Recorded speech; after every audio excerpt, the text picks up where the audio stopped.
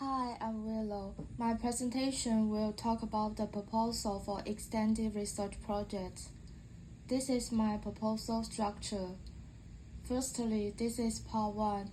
My project title is Memory in the Air: The Power of Smell in Shaping Personal Narratives.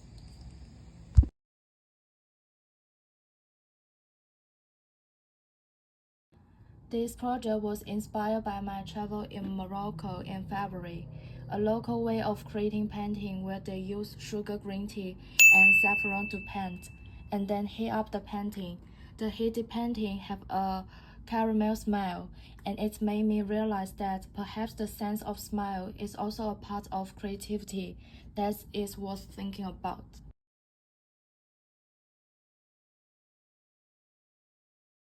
In Duchamp's work, 1,200 Bags of Coal and Boys How to Explain Pictures to a Dead Hair, they both use smell as a way of setting the mood. I think the sense of smell might sometimes be a metaphor. Every time I go back to the beach, I smell the beach before I see it, and I feel like a crab crawling out of the sand and hiding in the oncoming waves. Duchamp and Boyce, their works are not a direct study of the sense of smell. They are combining the sense of smell with their own works. Smell is a key element in creating a certain situation, which will give the viewer a more spatial and in-depth perception. I started with Edinburgh because that's where I was based when I first started doing the research. I didn't know whether Edinburgh would smell the same as every other city, but the smells were completely different. What's really important to the whole mapping process is actually noting down where these smells happen, because after you've written them all down, I translate all of this into something that's visual. The important part of my work is that it's not me that goes into smell places. My job is to actually collect that data and then to translate it into a visual format. So I always recruit people from the cities where the smell map is of, primarily because they are the ones who know their city. The middle notes in a city tend to be the episodic smells. So they might happen in the morning, they might happen in the evening, they might be as a result of a particular cafe or restaurant at a certain time of day. The second thing was when my claim mentioned that mid-tones in cities are often smiles that may appear at random times. I guess it's like people's mood. We can predict what we are going to be in the next second. Perhaps think of it as a game of Monopoly, where the past is as secure as our time. We can choose to build a house in the areas we pass by, like our footprint, and in the end we can see our past and notes quite directly. Sentence explore how cooking memory could improve mental health, with research indicating that cooking memory helps reduce feeling of loneliness. The sensory experience of food, particularly smell, could evoke memories. Both my claims and sentence work is a direct study of the sense of smell. The difference being that McLean recalls smell and visual then as an experiment in smile communication, while sentence use smiles as a part of the work, which is more like a perpetual wave of hope that the experience of smile will bring people back to a moment of wonderful times. Firstly, I want to talk about my project's research question. Firstly, can smell be a tool for triggering emotional memory and identity? Secondly, are there cultural and individual differences in smiles that affects personal memories and perceptions? How can illustration work enhance the expression of smile memory through cross-sensory forms?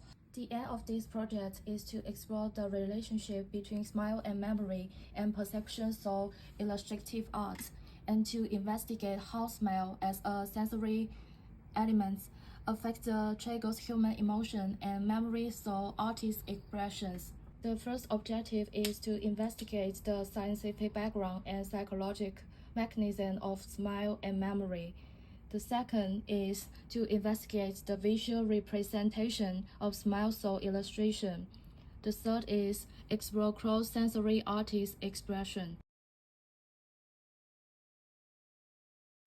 In 2014 in northern France, she encountered a single sniff of a complex smell. The word she used to describe it, metallic salt ocean, reductive and insufficient, and so she painted the experience in favor of illustrated source.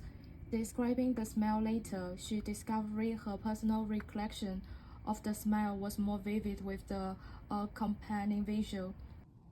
This object is from Jia Yantang's Little Picking of Glasgow shopping streets, food scraps, building siding, moss in the cracks of street tiles, as she researched for the olfactory sense that Glasgow has to offer her. She visualizes olfactory stimuli and turns them into an abstract, colorful image. Michael and Anton used the method of walking around the city of recall smell as they research them. The difference is that Michael collects people smell recording sheets, and she organized people to come together to take part in this activity. Tom was collecting things she thought were important, setting them up, connecting them into maps, and creating a 3D memory space. And my methodology of the experiment. Experiment 1 was to study different smiles and record the time, place, and feelings of smiling these smiles.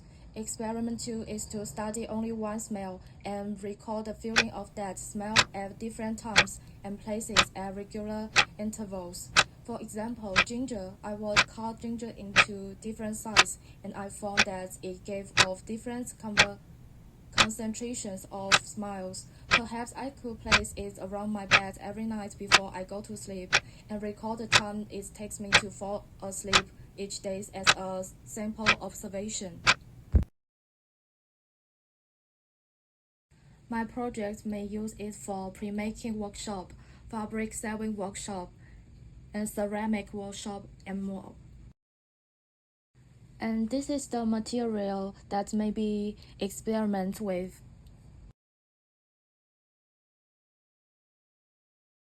I guess my project's audience includes art lovers, artists, psychologists, behavioral scientists, who can show the invisible connection between smell and memory through visual elements. And the project will combine psychological research on smell memory and perception, exploring how smell affects individual memory and emotional response.